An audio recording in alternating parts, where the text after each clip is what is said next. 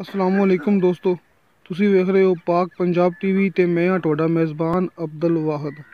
ਦੋਸਤੋ, ਸਭ ਤੋਂ ਪਹਿਲੇ ਤੁਸੀਂ ਆਪਣੇ ਚੈਨਲ ਨੂੰ ਕਰੋ ਸਬਸਕ੍ਰਾਈਬ ਤੇ ਨਾਲ ਹੀ ਬੈਲ ਆਈਕਨ ਨੂੰ ਕਰੋ ਓਕੇ ਦੋਸਤੋ, ਤਾਂ ਕਿ ਸਾਡੀ ਅਗਲੀ ਵੀਡੀਓ ਦਾ ਨੋਟੀਫਿਕੇਸ਼ਨ ਤੁਹਾਡੇ ਤੱਕ ਪਹੁੰਚੇ। ਤੁਸੀਂ ਉਹ ਵੀਡੀਓ ਵੇਖੋ ਸਭ ਤੋਂ ਪਹਿਲੇ।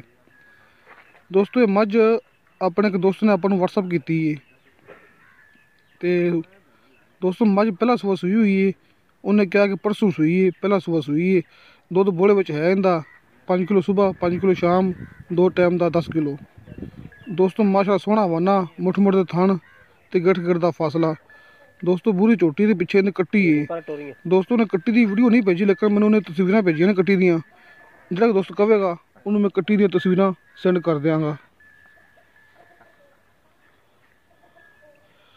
ਦੋਸਤੋ ਆਪਣੇ ਦੋਸਤ ਨੇ ਇਹਦਾ ਮੁੱਲ ਕੀਤਾ ਸੀ 3.5 ਲੱਖ ਰੁਪਈਆ, ਲੇਕਿਨ ਮੈਂ 3,30,000 ਰੁਪਏ ਕਰਦਾ ਪਿਆ ਉਹਦੇ ਤੋਂ ਪੁੱਛਣ ਤੋਂ ਬਗੈਰ। ਤੇ ਕਿਸੇ ਮੇਰੇ ਦੋਸਤ ਨੇ ਪਸੰਦ ਆਈ ਹੋਵੇ, ਨੰਬਰ ਲੱਗਿਆ ਆਪਣਾ ਡਿਸਕ੍ਰਿਪਸ਼ਨ ਦੇ ਵਿੱਚ, ਆਪਣਾ WhatsApp ਨੰਬਰ। ਦੋਸਤੋ ਮਿਲਾਂਗੇ ਅਗਲੀ ਵੀਡੀਓ ਤੇ।